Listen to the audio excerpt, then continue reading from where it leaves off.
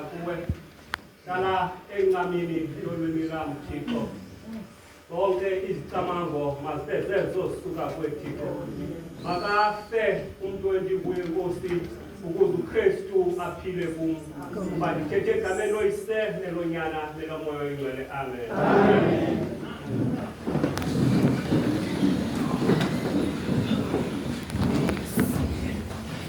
Fantastic tuba uyise umfundisi nokwalikharatha lengizwe uyise umfundisi senior priest uyise umfundisi uChazibani losiphethelele inkonzo namhlanje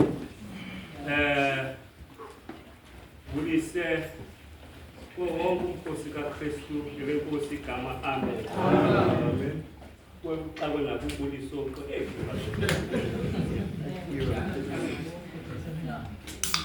phulaphulani enabanqanela ubulungisa enababongoza nondikhoyo khangelani kwiliwa enathwetshulwa kulo mkhokho navunjululwa kuwo itheni nguqulelo phulaphulani kum lena babusukelayo kulungisa bamquqelayo uYehova bekaneliweni enaxolwa kulo nesiginqi somhadi enembiwa kuso kanti bakusiva isiXhosa yithi listen to me you who pursue righteousness and who seek the Lord look to the rock from which you were cut and the quarry from which you were hewn.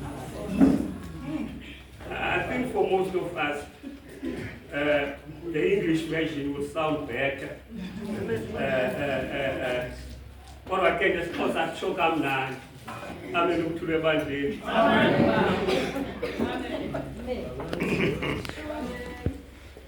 Apha uthetha uYehova uqobo. Kodwa uthetha ngomlomo kaprofeti uIsaya. Baba. Zimbili indidi zabaprofeti ababekho kudala. If in memory am right, they were categorized into two. The major prophets and the minor prophets. Isaiah no Jeremiah, they fall under the category of major prophets. And then there will be as the minor prophets, abafana non-prophet wabakulu. Kodwa the word minor does not refer okanye egama lide igabaprophet abancinci ayireferishi kubuncinci bomsebenzi waba awukho umsebenzi omncinci kwaKristu.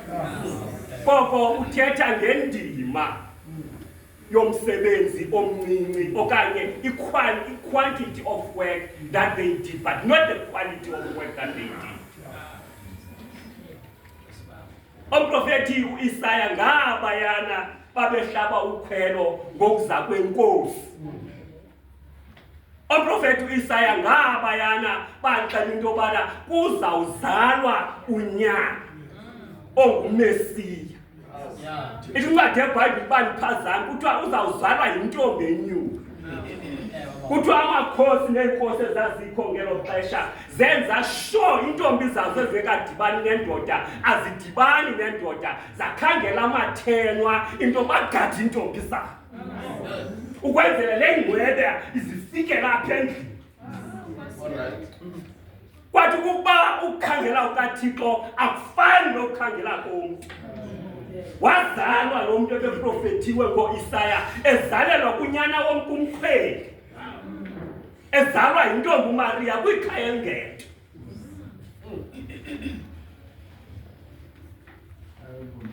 Lelo liwa esaxolwa kulo. Siphuma kwindawo engento.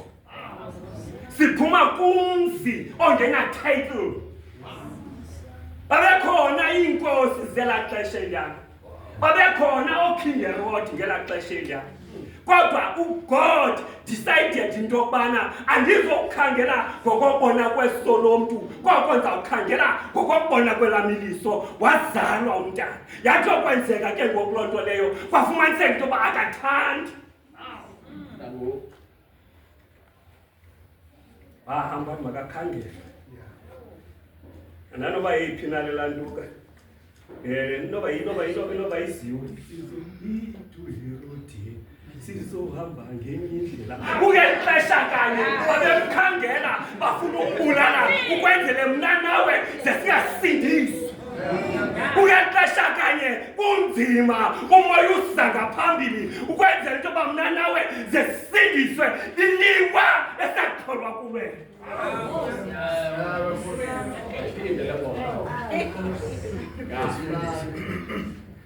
ndikwenzela oku ukwenzela into uzazi into kusuka kunathi kwani if sizayitsala emva siyitsale ngokweTrinity wayekho wasekuqaleni indalo yona ndiyacinga into yokubana kulaa ncwadi eGenesis siyibeka practical le ndawo ithi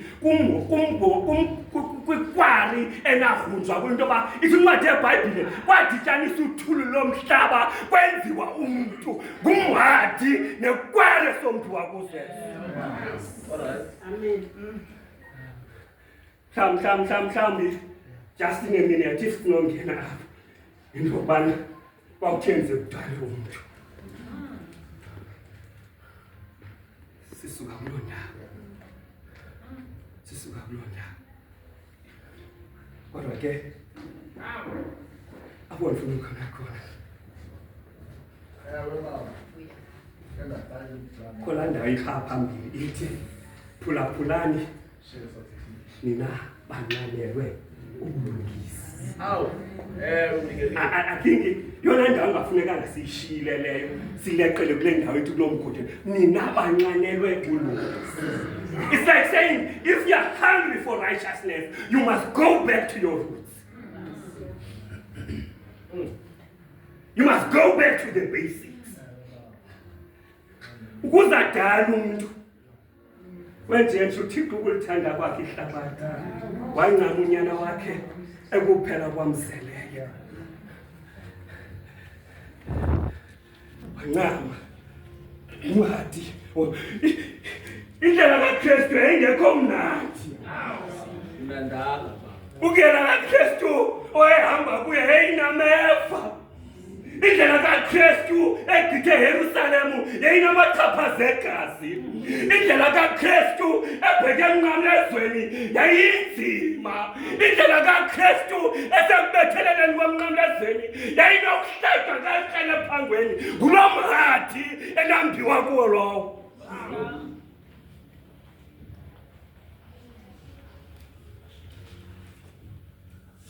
Lelo liwa enathwetyulwa kulo elo. Kodwa in this case bangaba kuthiwa sawuthetha siyibeke into context ngamaSirayeli asekuthinjweni eBhabhile. Amanye awo wona adecide ukuthi ukubanjwa nokuthinja kwethu ayizobanga into yobana sizilahle izinto besiziphethe nezinto sibengasizazi. Ayizosibangela into yokubana sishiye ezo zinto besiziphathisiwe asifani nemfene. Mfene phaya kuthi sake sawubona lo mbono angena entsimini ngapha ithathe ngothatha isikhwebu ifake ekhwapheni ixa iphinda yawo esibini ivule siwe siyayithatha ufake ekhwapheni. Thina singabantu banjalo siyakhola siyagcina ababona amaSirayeli azixelela into yokubana ukuze sibufumane ukulungisa izinto besiziphathisiwe masingazilahli.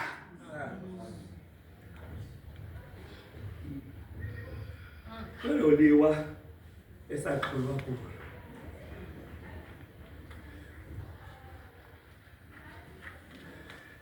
ndani banathe siva na isitori sompuphi uthi alithatha idongwe alibeke esandleni sakhe uba ngaba wakwazidlala inkomo zomdongwe uxa uzenzela le nkomo yomdongwe uyikhuphe imazi yenkomo uthi othi inhle le nkomo le ahamba amakhwenkwe ahamba yodlala ngazo Yet your poor people party dogwe and reshape it to what they want it to be. Now this is wrong God. Now God is there to reshape you into a full of vumena, vumuti no utilize, ukwenze into bana akwakhe ngokutsha.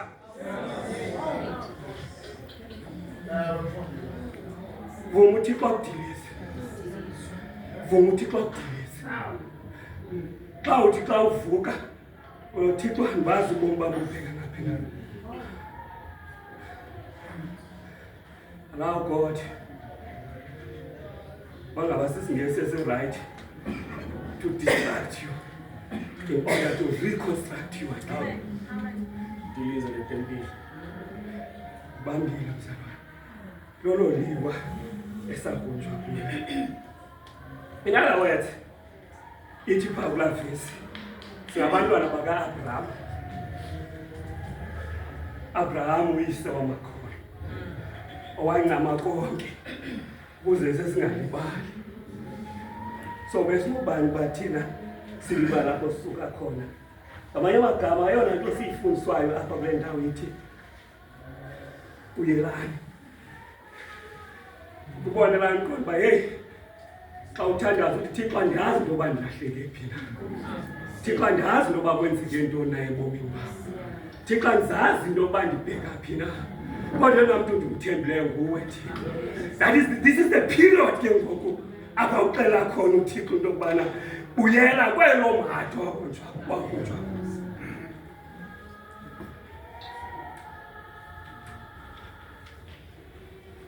Undikhoyo yasikhumbuza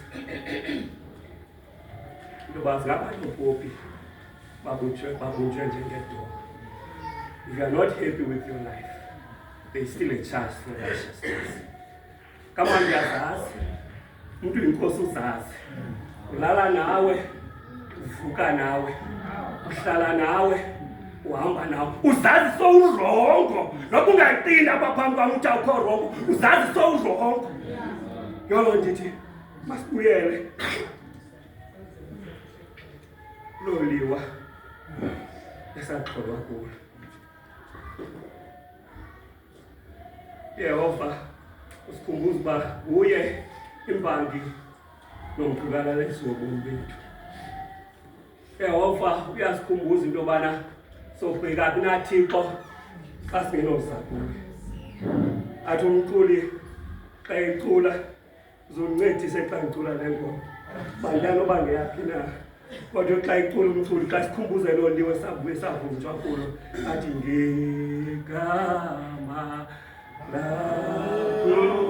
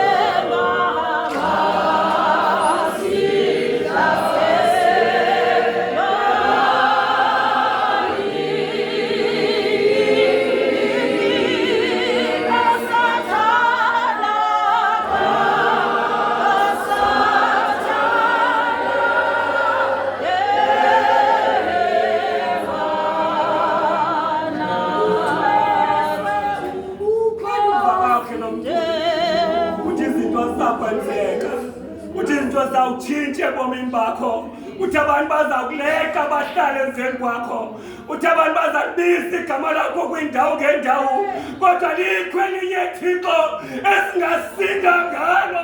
Uthi bakwenzeka ntoni ebomini bethu, masibize lo gama. Uthi bakwenzeka ntoni ebomini bethu, masibuyele kwenoliwa nakulomhathe esombiwa kuwo, ukwenzeka zezibela ngawe Thixo, noma into zehlabathi zezifuna uzenzakalisa. Xa kuwe Thixo sisafe, uba thina sihlale ezindaweni eziphephileyo. Le nto asizama usixelela yona lo mculi, le nto asizama usixelela yona lo mculi, unoba kwenzeka ntoni ezimpilweni zethu, masizigcine thina. Mhlawumbi umfundisi kwenye into andithume zona, uthe sendithethe ngenye yezingevu ezasekela bandla. Ithi incwadi yam endiyifundayo kwezimbaliselo nto, ithi lo mcimbi eliliwa larhonjwa, uthi laa mthobulo sasiwufumene eKamastone, apho uJames Mathadwane wazalelwa khona.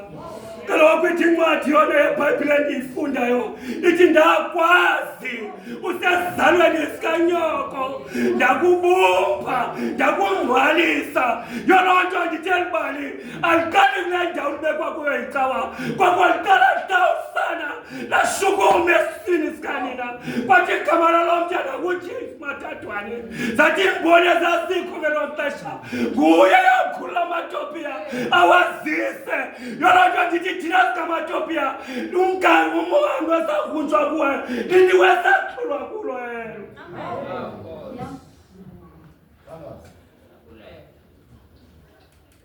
Uthi mina kubumbi sesizalweni bengikwazi, bekaphuma emndenini ndakungcwalisa. Amanye amagama thina sinoba bantu thina noba lingagqiba ihlabathi ngathi.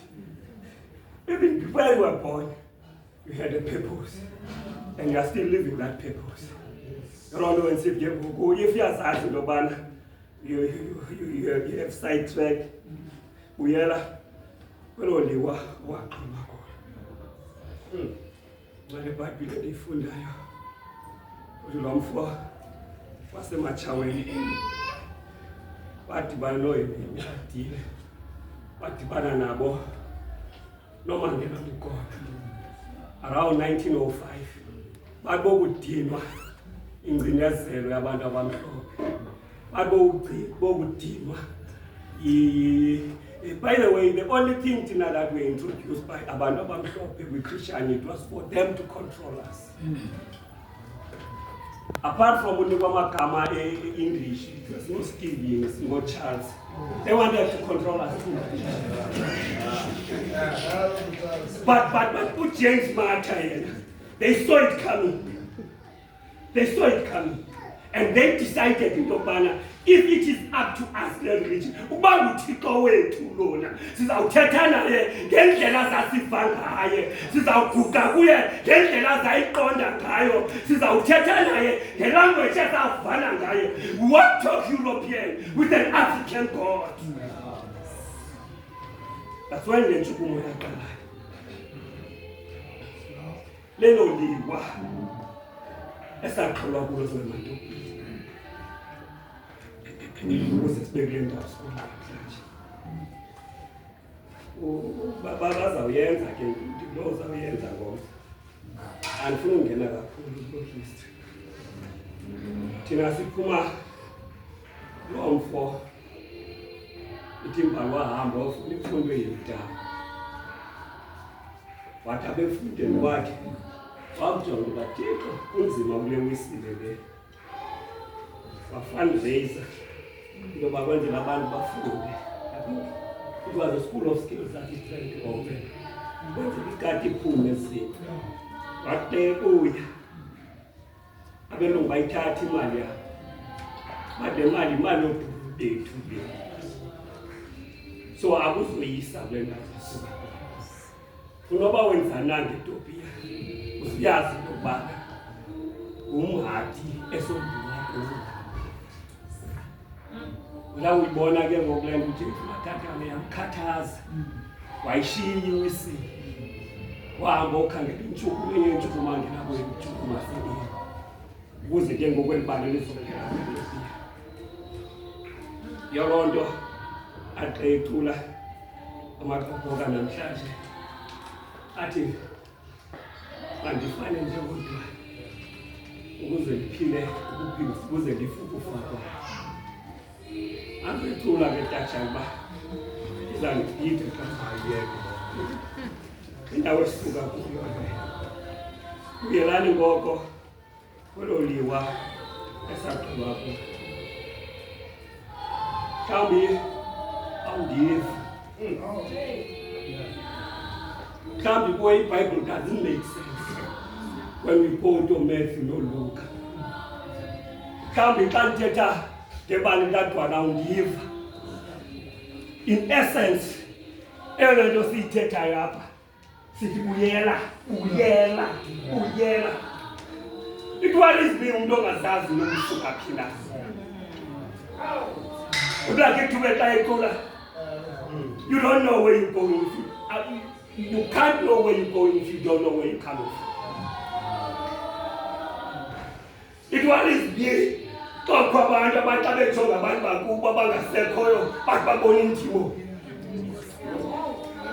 Mhlawumbi undiva. Bakho amaxesha bakho wethu xa ndisitubile ezi mpahla ndime phayana ekhaya.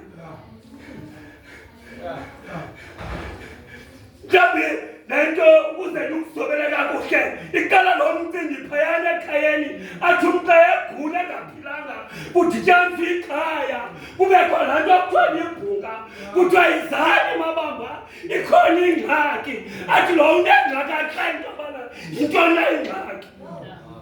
That's what we are as Africans. Kwenze into yobana nenze into enyaziyo. Uthi ngoxa umile kwiinkundla zakwenu uyiphethe into ngako wenu ulandi khela kowenu. Ndithi mna ndiyazwela xa uthethayo kodwa mna xa ndithetha ndithi ndingumphikothi ozalwa nguvuyisile ozalwa nguvuleka ozalwa ngukhandolo ozalwa ngujeke ozalwa ngujobane kulapho sambiwa khona. Ukwazi uba wena ombi waphi na mhlawumbi udibana nawe kusasa nje lapho sombiwa bonke uba ukhangela eloliwa nalo mntu uba uphethe umcimbi wekhaya umcimbi nomlando bonke aba bantu ndibabizayo ongazange wababona wena bakhona baphambi kwabo bakhe bababona. Zange ndambona uvuleka nokhandolo kodwa bakhona abantu abaphilayo bathi amazi ukhandolo wayeza. Andiyazi ke ngokwena xa sibanqula aba bantu uzawuthi zindima.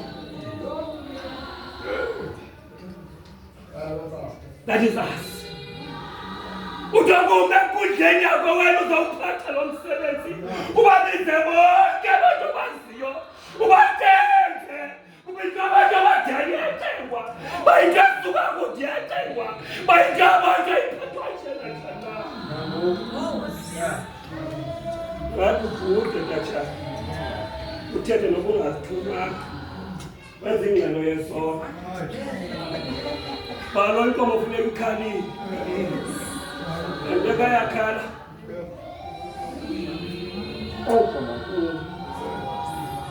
kunoqala liyaphazamisa njengoba kodwa nzama uzoba into yobana xa isithi uIsaya uyilala. Kamke mandicacise ngale vangeli bifundwa ngumfundisi uthi andizange ochitha namnye umthetho kumthetho wabaprofeti koko ndizoyizalisekisa. Ayisethi umthetho kandithi amasiko masibone lo mthetho angazange uchithe. Fundisi wam uyabantu umfazi ekrekleza wasizwa phambi koYesu ithi bathe ebhayibhile abazalwane bafika uYesu ebhizi etobhizi kuyo bantu bagqiba bathi naku zimbambile ekrekleza. Yesu akabajonganga abuze into yokubana wenziwa ntoni ufuna uthini bathi ngokomthetho kaMoses fanele aqulutywe afe. Ngokomthetho kaMoses, there is Moses' law, which is in the Old Testament. Ngomthetho abantu abasebenzela kwabi kakhulu ngomthetho kaMoses ngabaFarisi. NgabaFarisi abayana ngokuya indoda eyothandaza etempileni nomuntu bafika phayana wathi andifani nalona na unisela ubayo unganikeliyo mna ndinikela kokoko ngesishumi kwendithandaza ngesixhenxe ngeveki. Ngabo aba benzela umthetho. NgabaFarisi athi malonyolonyo ndini aginye inkamela ashiye imbuzane ndabonga phandle endlebeni ndabonga phakathi tenze endlebeni uze wandula umhlaba ongaphandle. Ngaba wakuthiwa kubo bahanahani sindini lo mthetho kathi uYesu koku uzowuzalekisa. How do you fulfill that law?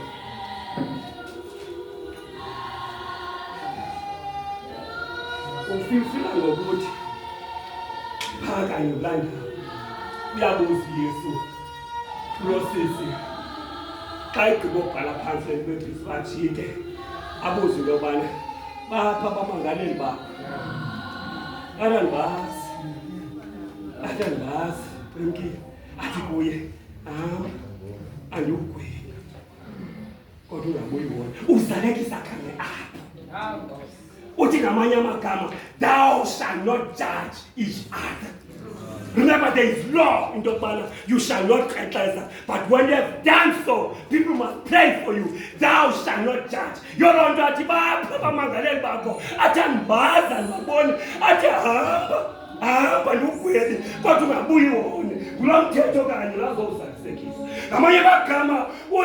Old Testament law was blind to the facts. But the God's law, as I said, that the God's law is not blind for those things.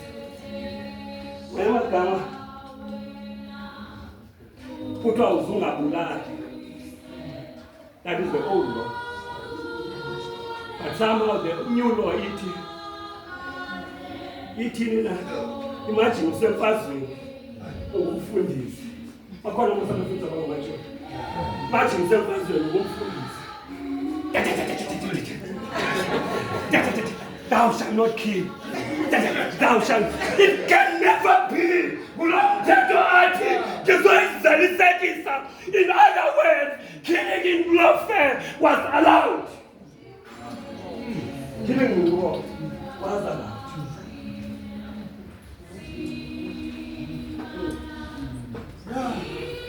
So let's go back to the Jama symbol.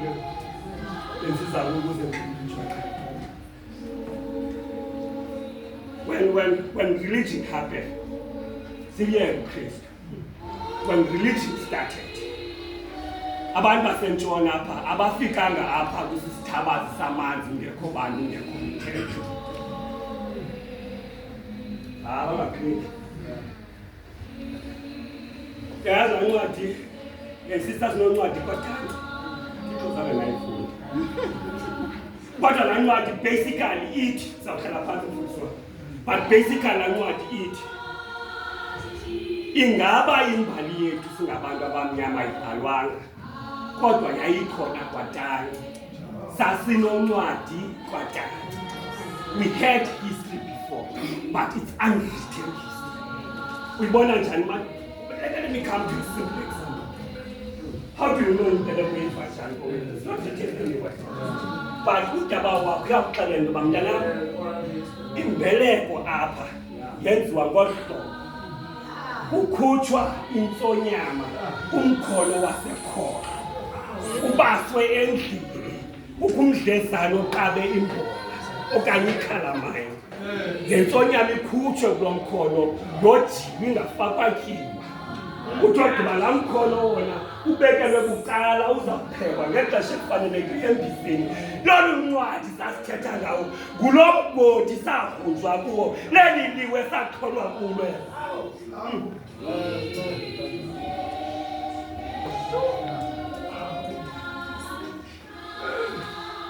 But don't take what I say as the gospel truth. Lo mama ngibawuwenza ngamasiko akuyo. Khangela uzobhadulana. If you want amasiko akuyo, uzodaba uphi na. Ayakuthi ithi indoda sobona into babam asinathemba. Sithi nabantu balayithileyo ukuthi abantu anohlaba nkomo lo. Bamlanda abantu bakwabe ngakhali inkomo. Nxa into yokubana umuntu well yes.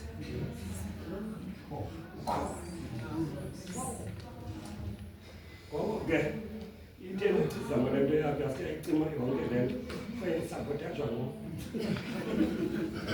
Ngoko-ke ukubangwa basinqanela ubulungisa ngenene nangenyaniso. Let's go back to God. Let's go back to God. Ubanga bakwazi uthandaza ithi bawuthi asemazulwini manixwalise igama. La mthandazo alone summarizes everything that you want, what you want to be, where you want to go, or what you seek to have in life. Uyeke lo ukuve xa uthandazwa ngabantu bonke. Nothing uthandazo. Let's go back to God. Let's go back to God and ask God to forgive us. Come on, if you want to please God,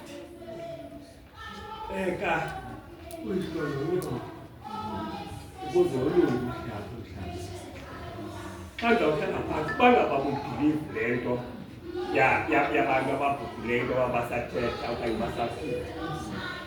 Semazi umfundi uQubule, Dr. Qubule lo waseMisiri. uDr. Qubule isaying lokubana after egqibile ufunda utata wakhe wathi akho mali mntana mahamba ubheke emgodini yosebenza. Indoda isebenza emgodini itogqiba izifundisi. Kodwa ngoku kwathi wakusake wapakisha ibhegi zakhe elungiselela ubheke emgodini. Wafika uyise wathi mntana lungisa ubheke esinqaneni. Wabuza into yoba hayi kudala ungathanga kho mali. Wathi kwethini ifikile unyoko ngethuba. Wathi lo funeka ebheke esikolweni. Thatha laa nkabi yenkomo imbalothi kuhambe uyolithengisa. Uba lo wam umntana uzawufunda okhulisiwe. Abantu bawona xa uphupha aba bangasekho ucipha wezandi na. Wafihle amaphupho ngaheli. Watolike ngendlela yakho. That's how. Abanye bade bathi umxa ephuphe ngomama kaThixo bendihleli kamnandi noma indeed uhleli kamnandi noma. Maybe bingelo phupho. Maybe bekhona amanyanya. Uyibona baye bekhona amanyanya. Wakwalangazelela uphupha ngomuntu waphupha ibhathi ungazi. But Musalo, so maybe if you want to get to somewhere in life, just trace your steps.